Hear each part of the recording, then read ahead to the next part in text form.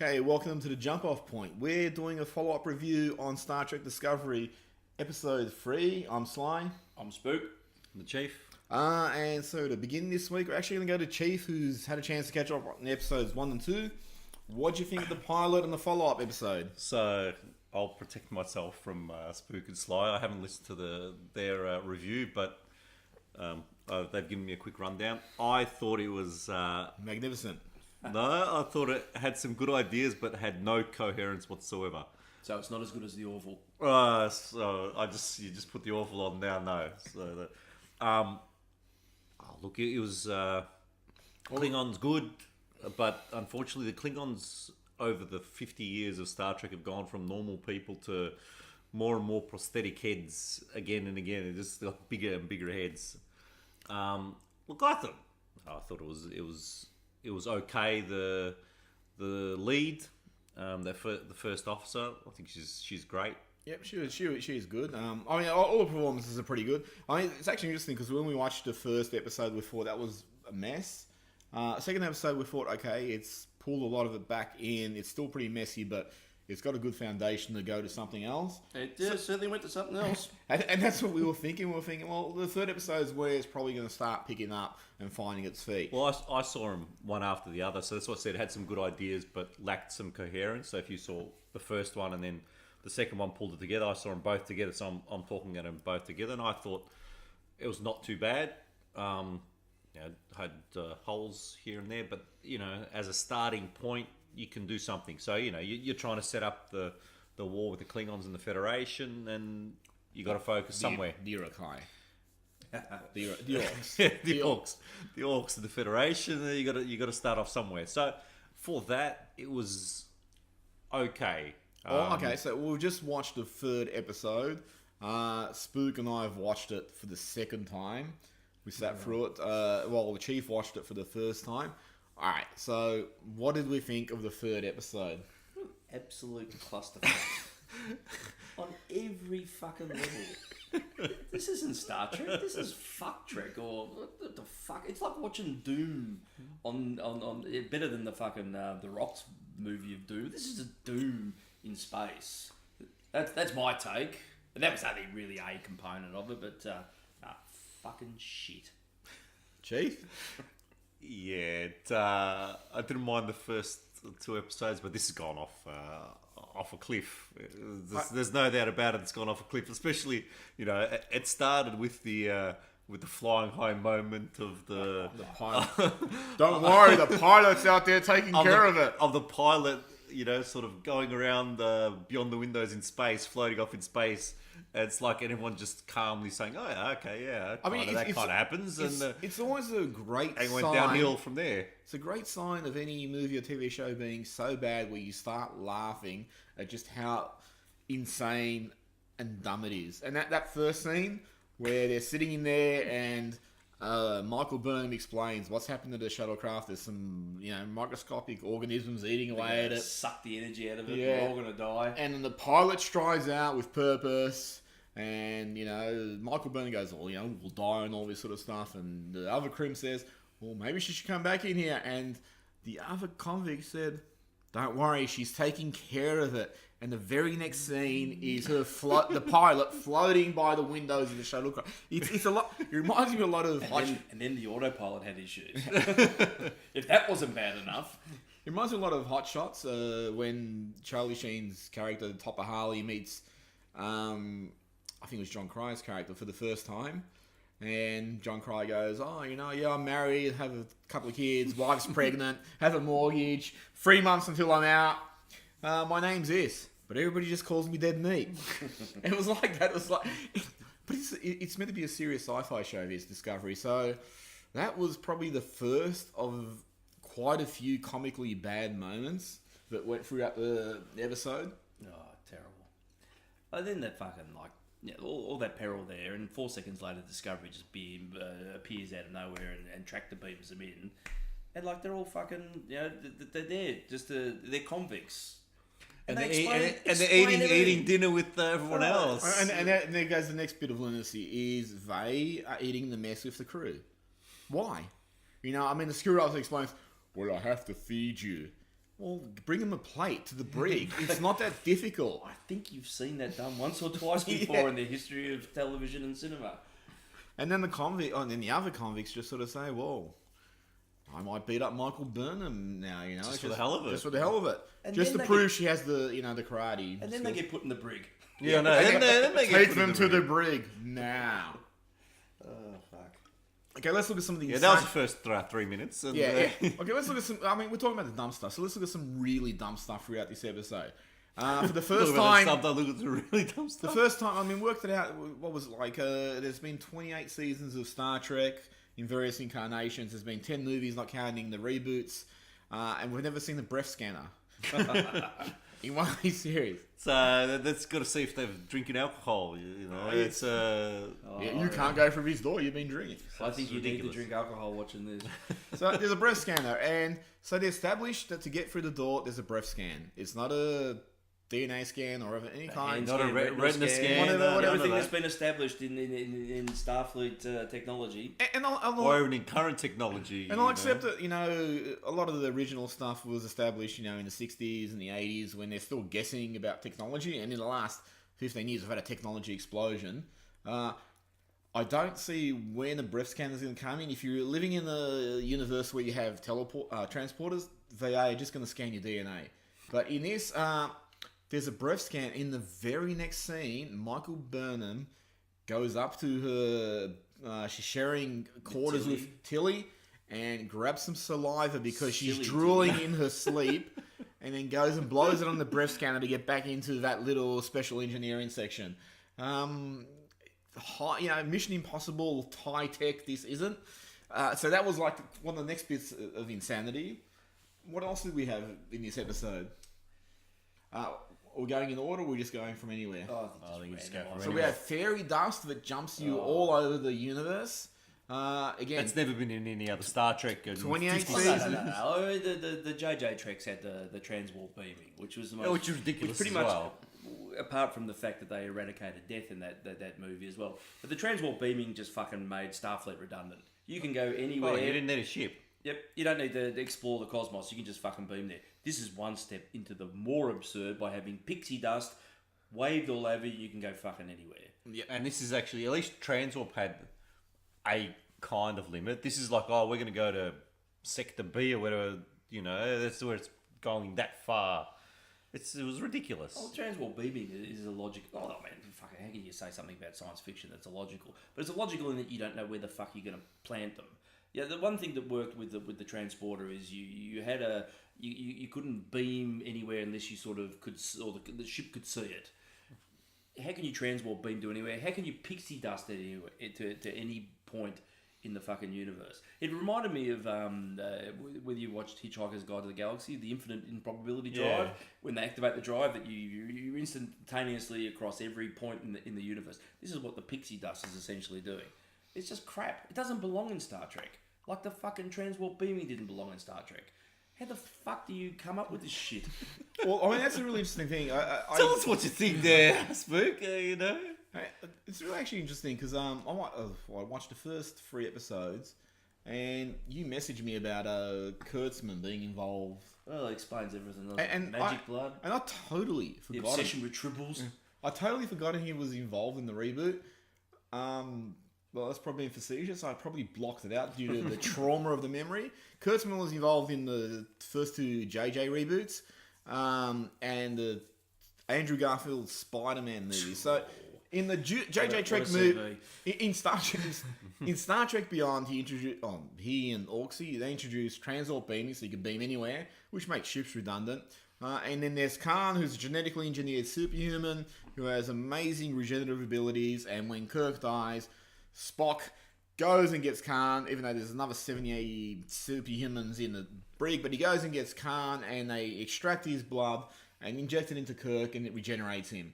In Spider-Man has amazing regenerative blood, and his best friend is suffering from some obscure disease that's turning him into the Green Gnome, and he wants Spider-Man's blood so it can help him regenerate and heal.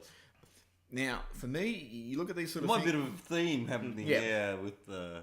And you look at these sort of things that happen in the 2 JJ Treks, the first two, Star Trek and Star Trek Beyond, and there's 2 Spider-Man, and they're both really badly plotted movies. They're both just things happen because they need to happen. And the moment, like Spook told me, Kurtzman, and I was like, shit, that actually explains quite a bit. That explains why there's just these massive jumps in logic. Jumping back to the second episode, I think it was, where Michael Byrne didn't like what the captain was telling us, so she just tried to neck pinch her. Michael Byrne just neck pinches the captain. Like, I don't like that. Fuck it. I'm going to neck pinch you and go take command. You're just setting up these really insanely illogical jumps. Oh, that was not as ridiculous as you think. It was. Oh no, because she had a chat to Sarek before that, and Sarek said you got to actually with the transwarp mind meld. I'm not going to do the trio or the transwarp mind meld. So wait a minute. Transwarp mind meld is a different argument about how stupid that is compared to the information she got from the transwarp mind meld.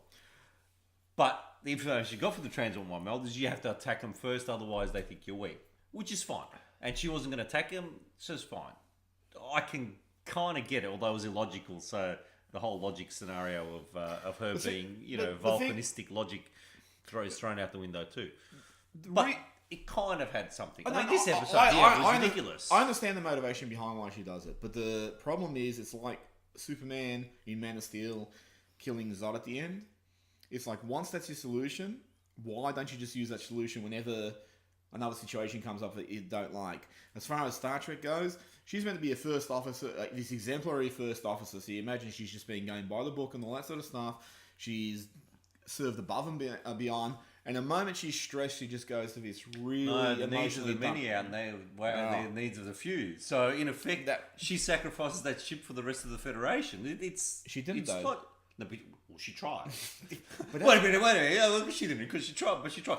She has a shit neck pinch because Michelle Yeoh got up after about 4 seconds. But that's what really reminded cool. me when McCoy was carrying Spock's Catra, Star and he tried to do the neck pinch on that. Why isn't it working? So she should have turned around and said, "Why isn't it working?" But in something like this, where you're trying to display or showcase that she's an amazing officer, you can get that point across by simply having her have an argument with the captain on the bridge, and the captain just sort of pulling her into chambers and going, you can't talk to me like that in front of everyone. That's all you need to do. That's exactly what happened. But that's what you need to push that to an extreme where you go, okay, well, you see the conflict. To actually get her to do a neck pinch is just sort of stupid. It's just like a dramatic irony for the sake of it. You don't need it. You don't imagine the first officer who's been in Starfleet for however long she's been in, who's got this massive reputation, would fall back on such a emotional response. You like shit. No, that's you guys are... No. It's got to be internally consistent. It is consistent. No, it's not. Why not? Because what you're getting is, is that going to be her response whenever someone disagrees with her? It was an extenuating circumstances about the Klingons. It's extenuating circumstances about the Klingons. We've watched 28 seasons, 10 movies of Star Trek. There's always extenuating circumstances. Yeah, so is she always going to fall back on that? Who knows? Maybe she will. That was the first time she got stressed about things. So maybe she does. I don't know. You're picking something that logically it worked. To me, logically, it worked. Well, she doesn't have to do it anymore. She just pixie dusts and punches. Well, now pixie dust there. To me, it's pixie dusting all over the galaxy now. Especially in the first 2 episodes, an extremely petulant response when she should just be, pushing her case, and we should be looking and going, well, okay. And the case failed. She pushed it failed, so she went to the next level. But that's what. And again, what fails there, and we've gone back to episode 2, but what actually fails there is Michelle Yeoh gets up after 4 seconds, or Georgia. Well, that's Georgia. Shit. So it's like, that's totally redundant that she does that. Well, I agree. It's redundant when she does that, but okay. That's a poor neck pinch. She wasn't trained very well enough in doing a neck pinch. There's actually, and astute listeners might remember, there's the episode, I actually forgot the title, but the original series where Spock takes command of the Enterprise to go help Captain Pike. And Spock does a lot of shifty stuff. It's the 2-parter one, where they reuse the footage trial, from the cage and that. Yeah. And you look at that, and the good thing about that is when Spock actually takes that action, he sees through whatever part of his plan is. In this, Michael Burnham takes that action and doesn't get to do anything with it because 4 seconds later, Giorgio's there. Well, but then why do it? Why? You might as well just get into having a massive argument on the bridge. And just to sort of throw back to a parallel, it is like Star Trek Beyond or no, the original Star Trek, JJ Trek, the original one, where Kirk goes Spock into beating the shit out of him on the bridge, and then Spock just say, "Oh shit, I'm emotionally compromised." I'm stepping down. And who wrote both those scenes? It's just really fucking dumb plotting. It really is. There's much better ways to do it. There's always better ways to do something, but that's the. There's not what they always chose. because that's what they chose. Because at a certain point you can actually do something the best you can do it, and that's the best way you can do it. That was probably the worst way they could have done it. I don't find it as offensive as you, but we're talking back in the other episode. We've got to talk about this rubbish episode. All right, let's move into the next wonderful, bestest scene I've ever seen in Trek: the shushing Klingon. Oh, the shushing Klingon. So they've gone aboard their sister ship, which is, all powers out, and there's no one responding. Everyone's dead. Dead people, dead bodies everywhere. They're engineering, and they see mass carnage. They see dismembered. They see dismembered Klingons, dismembered Starfleet officers. Yeah, Pretty much every door you see has this massive hole in it, like something shot through it. It's doom. It's doom. And then Tilly says, "You come out of the shadows," and a big orc comes out of the shadows and looks at them and says, "Shh," and then gets killed, and then gets eaten by a space goat. Oh no, I guess it's one of those things from Space Doom. Seal. Yeah, it's one of those things from Doom. It's just a fucking thing that runs down corridors chasing you. And they're all fucking armed to the teeth. And what happens? They just run away. It's not like fucking Commander Chicken Legs was there. What would have been his response? And that goes to what we're talking about. We rewound it a few times. They run down the hallway and they come to another part of engineering where they charge through a burst door. Another door that's got a fucking massive hole in it.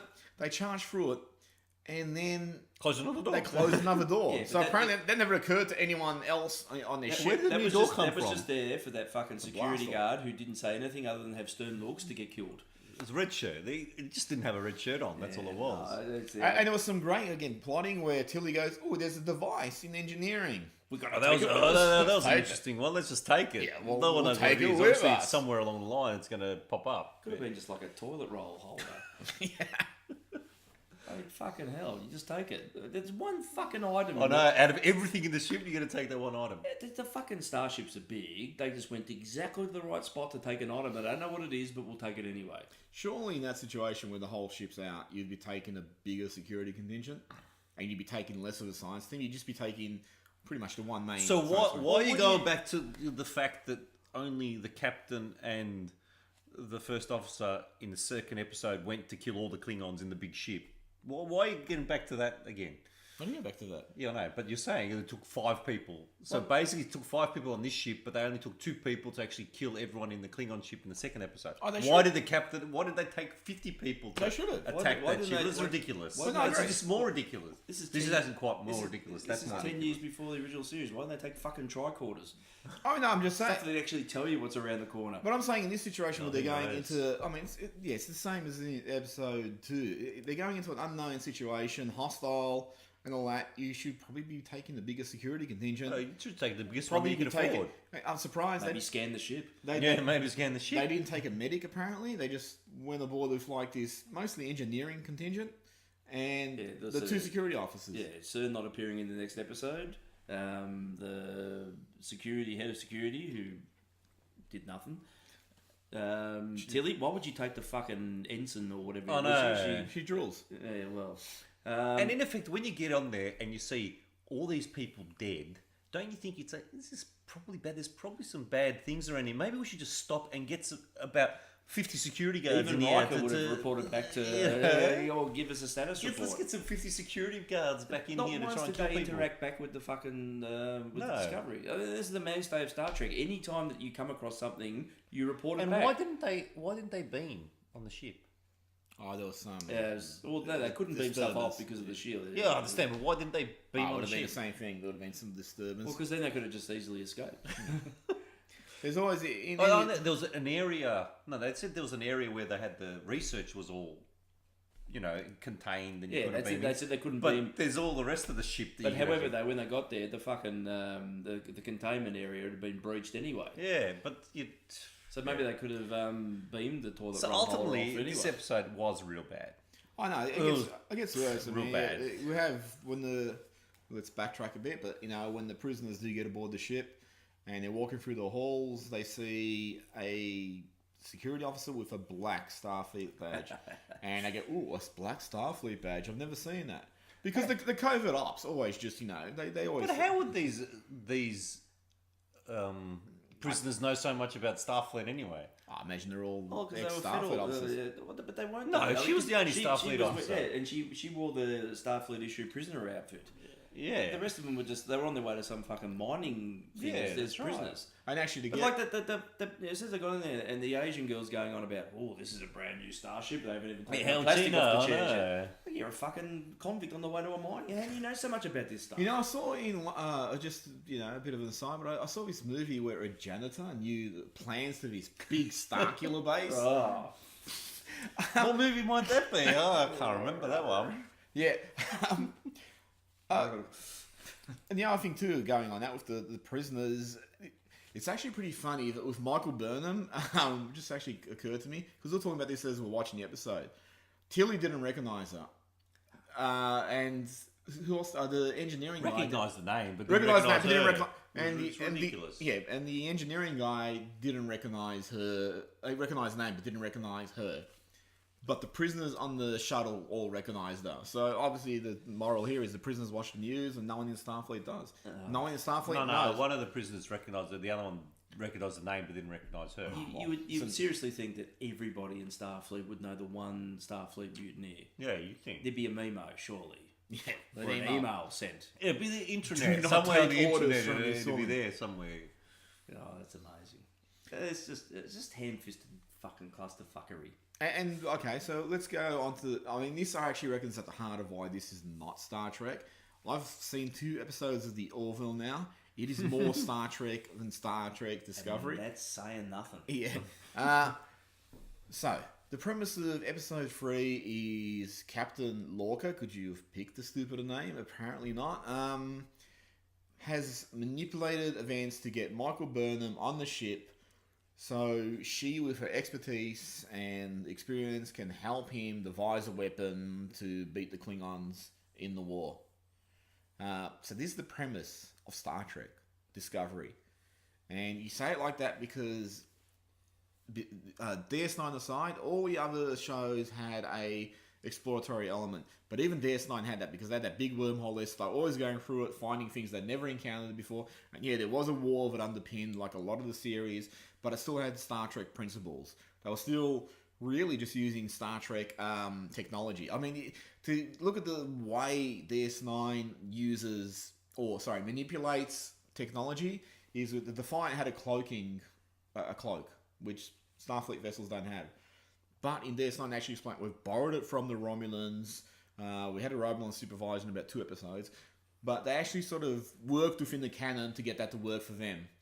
In Star Trek Discovery, they just fucking make up whatever they need to propel the story to where they need to get it. And that's that whole, They call it Discovery, but there's no discovery. There's no exploration They in this whole fucking episode. advertise it as an exploratory. No, it's a war flick. But if you go to that premise, it's like, that's distinctly not Star Trek, a war flick. No, And I it's know. like- and well, if you the new ones are the new JJ Treks are all about war flicks. There's no It's pew pew. except the last one was Star Trek Star Trek Beyond, whatever it was. that was still a war flick. It turned into a war flick. I mean, the That's what I'm Enterprise. saying. It was a war flick. They were going to attack the space station. It was a war But like flick. when they actually established a premise, it became very X-Files conspiracy. And it's like, how long are you going to propel this premise of Captain Lorca trying to find some technology to beat the Klingons? You surely, all the other series, bar Enterprise, in the original series, went for 7 seasons. Enterprise was meant to go 7 seasons, but it got chopped because of ratings. You're not going to push this one story for 7 seasons about the captain trying to devise technology to beat the Klingons. And once that storyline resolves itself, there's no way the captain of that ship can come out of that pristine and just go, well, let's become an exploratory show now. No, you can't. It's just going to be a war flick. But I think I touched on this in one of the earlier commentary pieces. My belief from what I've read about this show is each season is going to be different. it's a different theme. So Well, that's an interesting one. when you look at the canon of the original series, the Federation Klingon War only lasted about 8 seconds. There wasn't too much of a conflict. It was described as very brief. This thing's been padded out now. I think you said 6 months. Yeah, 6 months. Second episode was 6 months later. Canon has it lasted 1 year, or it was contained within a year. So maybe they get to the end of this and they diffuse it, because you see in 10 years' time, the Klingons and the Federation are uneasy. It's that whole Cold War approach. That'd be but they're interesting. not. There's not. No, they're not open outright warfare. war. That'd be interesting if they do something along those lines. Well, that would make it a bit more of an interesting show, because you could erase so far what we've seen and do and jump anew. You know, maybe. But they never do. When Maybe you could have a characters whole get season popular, of- you just keep them. Commander, what's his name? Jellicoe. He's Let's bring Jellicoe back. He's the Remember Jellicoe? first died. officer. Huh? He died. First officer. Jellicoe? Yeah, No, but Ronnie Cox died. First officer run away. You could have a whole arc of him every encounter where he's run away, and it's not working that bad, is it? No, no. But the whole show's not working. It just doesn't feel like Star Trek. It feels like, No. it feels pretty much what the Orville feels like. It feels like someone is using Star Trek as the inspiration. Sorry, I'm just going to be fucking honest. Kurtzman, you're a terrible writer. You don't know how to plot. If you're listening. And yeah, or you will be listening. And when you need to advance a story, if you can't make it work within the mythology or the canon of that universe, you just make up your own fucking tech. But this is modern storytelling for the modern day audience too. There doesn't have to be any logical progression to get somewhere. It just happenstance. Oh, I need to get from this point to this point. Let's just throw this in here as a means to make that happen. No, there's no logic. But there's that, no motivational but that's logic. people anyway. like Kurtzman and Norksey and fucking J.J. Abrams and Zack Snyder. They're all perpetuating this mode of storytelling. It's really annoying because it's not good storytelling. It's making money though. Yeah. That's the unfortunate part. But the big problem here is it's just branding. You're making money off the branding. You're not making money off the quality. It's a lot like, the analogy I always draw, Chief and I used to talk about this a lot. It's a lot like fucking pro wrestling, where years ago, people used to give their own interviews and they would make it or break on the strength of their interviews. The guys' charisma would make it. The guys who didn't have it or didn't know what they're talking about, they would die. But then WWF as it was back then and became WWE, they learned fucking marketing. They learned branding. They learned, let's give everyone a theme song when they enter. Let's give everyone a catchphrase. Let's give everyone a finishing move. And then what ended up happening was they programmed the audience to just fucking pop and cheer when they heard theme songs, when they heard heard catchphrases, when they saw finishing moves. And now everyone cheers for everyone, even though a lot of these modern wrestlers are shit. And the best ones, the fucking really truly charismatic ones, they don't get over to the same extent because they're competing with people who have diluted the market. And that's the same with fucking the storytelling now of franchises and all this sort of shit. You're not making money because you're doing good stories. You're making money because you have generations devoted to fucking whatever franchise, whether it's Star Trek or Batman or Superman or whatever the case is. You're also shitting on the legacy of it though. It's like we keep turning up to these things because we grew up loving it, but we're getting disappointed more often than not. Look, I've seen 3 episodes of this. I could really easily just jump off. How's it going in the US? What's the feedback? It was one of the highest rating shows for that CBS, or I think it was, highest rating because it's a new streaming service. But it did get an uptake. So Trek draws people. Of course people it does. love Trek. I don't know whether even your diehards are gonna be absorbing this and saying it's good. Look, the thing I got out of this particular episode is I just don't see how you can dig yourself out of this hole. Well, that's always really my bad. foundations argument. It's like, where do you go from here with DC Universe, for They've got example? the- Where do you go from here? You They can't got this redeem base a lot of this storyline. stuff. No, This is they've got a just base. bad. They got a base storyline, and base concepts in the story. The pixie dust, and that's going to be a theme in the whole season. The pixie dust, and him doing whatever experiments he's doing. The captain doing whatever experiments he's doing to create the super weapon. And the amazing thing, it's in terms of, it's very hard to say what was the most objectionable bit of this episode 3. But that fucking story that Michael Burnham tells Tilly at the end and gives her Alice in Wonderland and says, we're the only 2 humans, and she used to tell this story to me and her son. Wink, wink, Spock. And she tells this story about up is down, all this sort of shit. And then Tilly's asked the question, what was her name? It makes no sense to ask that question.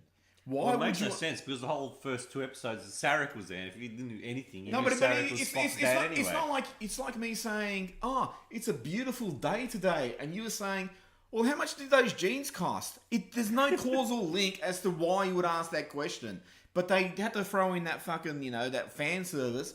But it just also shows how shit this is written. It's really poor. Yeah, it's like it's like the Khan reveal in the second JJ Trek. Oh, yeah. Yeah, unless you knew who Khan was. My name is Carl. It means nothing. Who the fuck cares? Who are you, mate? Inside of this particular timeline, no one knows who you are. And this, That's right. this is set like Anyone who's seeing these things fresh for the first time has no fucking idea. It's the same with dropping the Amanda thing in now. If you're targeting a new audience, no one would know that Spock's But surely, birth mother was why- Amanda. why? We know because we're nerds. But why would that be? Normal people wouldn't know. Why would that No. be your tip to the fan service? I mean, we talked about this in the first 2 episodes. I actually reckon I like Michael Byrne. I like actress who plays Michael Byrne as Sonic, and I think I pronounced it right. Sonic and the Hedgehog. She's really Martin good. Green. I She's actually like good. She didn't need the Vulcan framework around her backstory. No, it's She That's just- not her choice. That's I know, no, but I'm just talking about like the It choices just they've feels- made to propel this. As I was saying to you during the week, Spock's been around for 50 years in Star Trek. How many times did he mention his half human, well, not half human, but his human stepsister? Yeah. You can't just reinvent stuff like It was, that. and make it was unnecessary to do No, that. but it doesn't add anything to it. She could just be fucking gifted and good at her job. That would have been enough. But that's the thing. That's what we talked about in the first 2 reviews. If you look at the Next Generation, when they were, and similarly with bloody the original series, all these people were just really good at their jobs. Even Kirk was, he was just the was best like, of the best. Yeah, he was like, I think, the youngest starship captain at that time. He was just prodigious talent. Picard was just a great talent. They're just really good at their jobs. You don't need to give them this bizarre framework of. But every modern storytelling is the same. Every movie, you always need some bizarre framework, backstory for every star and major player in every movie. It's ridiculous. You can't just have them be. You need to have some tragedy or some this or some that. Yeah, and that's what they've done here. I agree we with need that, to do something.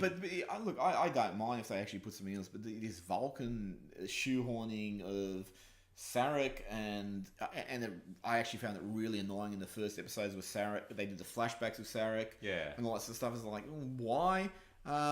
Really, you could have just done anything. You could have fucking brought her up on some human outpost that got wiped out, and she was a sole survivor. Whatever you want to do, you could do anything. The Vulcan logic should say that we got an orphan child here. We'll give it back to the humans. But it's the same thing you could argue with Worf in Next Gen. When why did he then get adopted out to human foster parents? He should have just been given back to the Empire. But I think in Next Gen what they do, I mean, firstly, Worf in the first season is a peripheral character. He doesn't actually become anything more until Klingon Warrior. But until Denise Crosby leaves and he assumes the security post. But I think in that series, the reason they gave him human foster parents is because he's meant to be an outsider to his own people and the first Klingon serving in Starfleet. The father type thing. So, and he's the first Klingon serving in Starfleet. It was a way to get him to serve in Starfleet. Yeah, I think it was a great premise in Next Gen that you had a Klingon serving in Starfleet. But that works. It's just I think that was a good idea. With they just didn't give much thought into the backstory to make why it happened. But I think that's part of the transition. Is like, all the Klingons, and they did it. The Klingons were still very distrusting of Starfleet. So this is the only way you could have one who had a bit of faith in Starfleet, and also had that. I don't know, that grit against his own people, where you can actually explore all those sort of themes about honour and all that sort of shit. It was brilliantly done. They post that. It doesn't work with Michael Byrne. We said this in the first review. We don't need a human queering her humanity when that's fucking basically. She showed this in these 3 episodes. She showed a massive amount of emotion. It's not like So she was the Spock style trying to. You do the emotion. She was just. You don't need that in Star Trek, and all this shit about logic. I mean, surely in Star Trek you just got duty. You're gonna have to observe duty. I mean, there's a really good conversation in Camera Farpoint, which is not a bloody great pilot or anything. Is it before the space squids held hands? Yeah. Where Picard's talking to Riker, and Picard just says, on your previous command, you wouldn't let the captain go down. And Wright goes, oh, well, I considered it too much of a risk. There's no fucking Vulcan logic or anything there. That's just duty. He's protecting his captain. That's all you need. You know, and that's all they really need to do. As you've said, Chief, I mean, they do fucking overfill these things with backstory and trauma and tragedy and all that sort of shit. But I'm actually fine with that. But this Vulcan framework doesn't work for me. It's sort of really just borders on, I don't know, stupid. Well, and the there's shoe some payoff further down the track. There has to be. They got to come back and address it at some But the point. shoehorning of, you know, Sarek and Spock and Amanda into... And, you know, we're talking about this before. In this series set 10 years before. So all the original crew should be on postings as lower ranked officers at this point. So I actually dread when they start dropping names. You know, I dread when someone like a communications officer says, oh, I just talked to the comm officer on the Farragut. Oh, he tried to pick me up. What was his name? James Kirk. I dread when those things start happening in this series, and I bet they will start happening because Kurtzman The most likely one terrible. is Spock to come in, obviously, because Spock should be first officer on the Enterprise at this point. Yeah, with Pike. He'd have to be. Well, he might not be first officer yet, but he'd have to. No, be. he was in the cage, and that was set 10 years before the original Was it? series. Well, there you go. So he'd have, they but he'd have to be. 2 5-year missions under Pike. Yeah, Yeah, okay. Spock served under him. Well, if you believe the canon. Oh, well, Kurtzman will just rewrite it. Well, Yeah, just magic blood. Everyone have a triple to be in charge of Starfleet. I mean, and the other thing too is, why did they blow up that sister ship? Why don't they just... Yeah, I mean that's a brand new ship. Yeah. Why would you that flippant with your builds? I mean, surely they just During the war, no less, Yeah, when you need Oh, all your I'm shit. just assuming he's trying to hide the fact that I know he's trying to hide, but surely someone's going, He got the. shouldn't we salvage Yeah, his but ship, You know, the Captain? Doom monster. Yeah, well, the security head of security beamed the. I don't know how she managed to do it, but she managed to beam the Doom monster onto the. But the I'm ship. just assuming it's that, you know, to hide the fact that they got the Doom Well, monster. they did that. They took it all. What was the sense in? Unless it was never explained, but if people knew, or they were covering up what had happened, but surely even that ship was making reports and sending stuff to Starfleet to say we're doing this, and then to blow it up just doesn't make sense. I know, well, yeah, I mean obviously it's cleansing or cleaning. it does, but it doesn't make sense where this captain's so militaristic, and you know how are we going to defeat the Klingons? Why would you destroy a fucking ship that could be salvaged and used? And you know what? As far as he's concerned, he could bloody just tag it behind his own ship and just use it as required. I know why they've done it story wise. It's just like, oh, we're just, you know, it's unsalvageable or whatever the case might be, but it doesn't seem to make sense from a military officer's point of view. It just gets down to basically stupid. It's also, That's the episode. It's also like, so you got Discovery and that sister ship, obviously the state of the art starships, that have been designated during a war to be science vessels or exploration vessels. Even that doesn't make sense. Oh, Surely no, these are borderline your flagship. They're doing this whole Starships. They're doing this whole research thing to Why find are they these. on the Reliant or some lesser type starship? No, but they're doing this whole research thing for this. We haven't been really fully But, introduced to the ship on well, this episode. Maybe it's just a glorified starship. I don't know. I think it's just a glorified starship, but it's got that science officer and his mate who was on the other one doing this whole research to find this pixie dust stuff, you know. Like Commander Chicken Legs actually says that they were so impressed with his performance of running away in the first battle of the binary stars. That's the reason why he became first officer on this. So you think that this is the gearing up towards what Starfleet perceived to be the best of to help in the war effort, but it's propagated as a exploration vessel. What are they going to explore in the middle of a war? No, a science vessel. Look, I mean, I actually looked at it. If you look at the 3-episode block, and there might be payoffs later, but you really don't even need the first and second episodes. You just start here. No, you just right. if you just start with Michael Burnham showing up on this ship, you can New give her a posting. bit of a shady past. Yeah, new posting. And Shit, they- that would have been a bad start. At least the first 2 episodes were not too bad compared to Oh this yeah, one. no, I'm not talking about the actual storyline. I'm talking about like just the premise. But of the she showed- intro, but it's all about intro. The whole But first 2 episodes of intro. No, but that's we were talking about this also earlier. We were talking about Deep Space Nine. Deep Space Nine. The first episode is Sisko ejecting from his ship at Wolf 359, where the Borg decimated the Starfleet command. It's about a 30-second scene, I think, and just looking at the bloody carnage. and then getting put in charge of DS9. That's all we had. That's all we needed, and it's a great start. And you developed that animosity you had with Picard.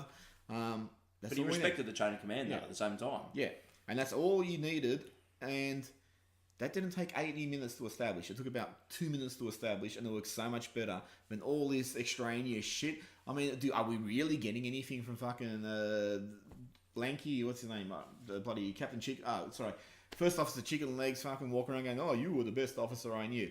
We need to be told that again. You weren't. Yeah, we need to be told that again. Do we really need to be seeing, I can't remember who she is, but the woman with the Borgified head now? You guys are just. It doesn't. You're too critical. Look, the episodes that were there. So instead of explaining those 2 episodes throughout the rest of the season, you don't have to explain them. You have to explain how she became disgraced. What happened to her captain? They could have taken how they fought with the Klingons in the minutes. first place. You would explain that over time. They explained it in the episode. But it was a storyline choice. You don't agree with it, but there's nothing wrong with that. It is. I think if he was serving on a starship, he'd be Commander Apology. You guys are too. No, I just look at it from the point of view of where do you need to start this story, and I don't think you needed to start it. You don't, but they decided to start that way. And you compare it to like I said, DS9. They just did it in the first episode. Started that way, but Next Gen started with this whole intro. There, with every single player. And they're on the market, Riker's in the market and meets Geordie and they're buying whatever flowers, I don't know what the hell, I can't even remember. It's bolts of cloth. Bolts of cloth, bolts of cloth. Well, they did it that way. They introduced each specific person with Next Gen, But Next Gen's different. I mean, that was the first series in 20... Everything's different. It's re-establishing a franchise. But all that work had been done by the time of DS9 and Voyager and stuff. You knew what you were in for.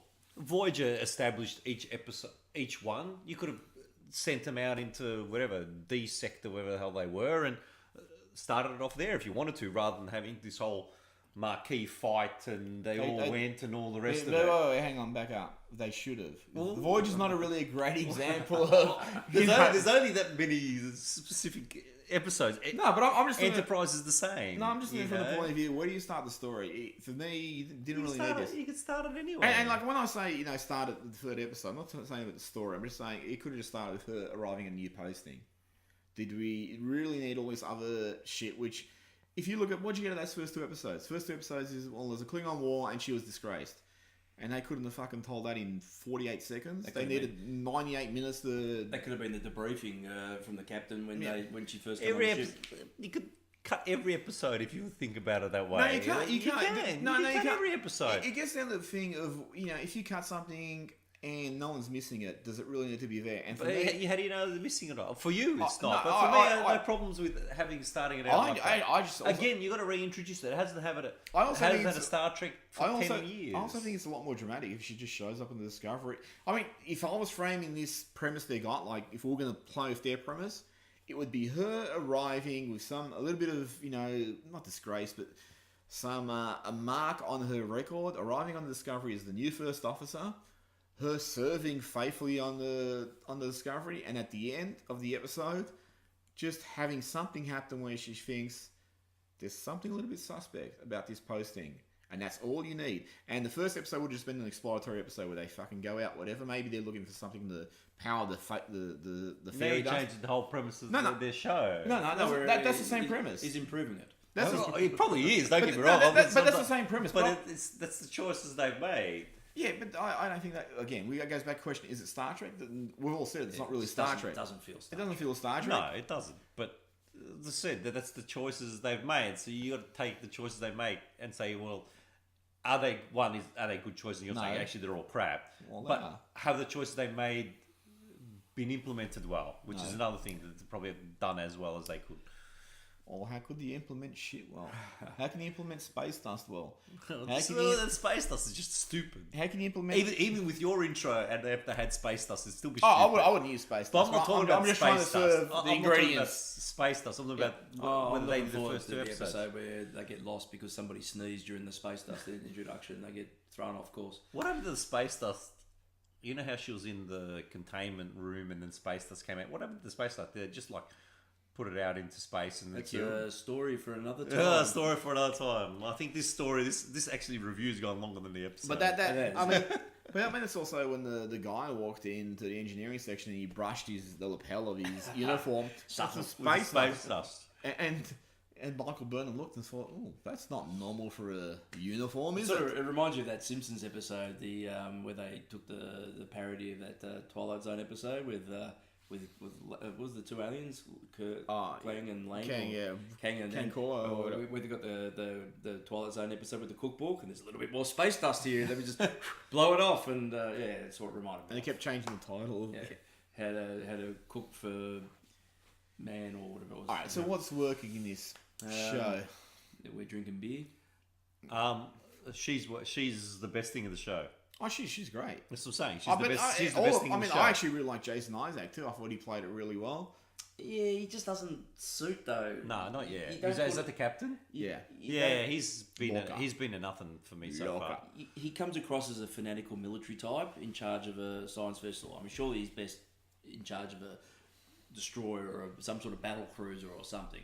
It just feels wrong. But maybe they'll explain that. Maybe they'll fix everything in the next 3 episodes. Oh, I like some of the crypticness he plays in the role. I reckon he does some of the dialogue really well. Security officer's good. Tilly's useless.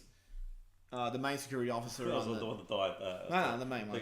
The woman. Well, it shows how much we remember the characters' names in this show. The engineers, he's doing his role. Captain Chicken Legs, you can't take him seriously after the first 2 episodes of Runaway. I actually don't mind the guy who plays him. The character itself, the portrayal's good. It's the way it's structured is terrible, but it could be a good character maybe. Oh, well, we're bred to be hunted. So we got used to running. It's seriously like Monty Python and Holy Grail. Whenever they get to a situation, run away! I mean, can you imagine? Like, I hope we see it in one of these episodes where the captain turns around and goes, "Number 1, what do you recommend?" And you just go, "Run away!"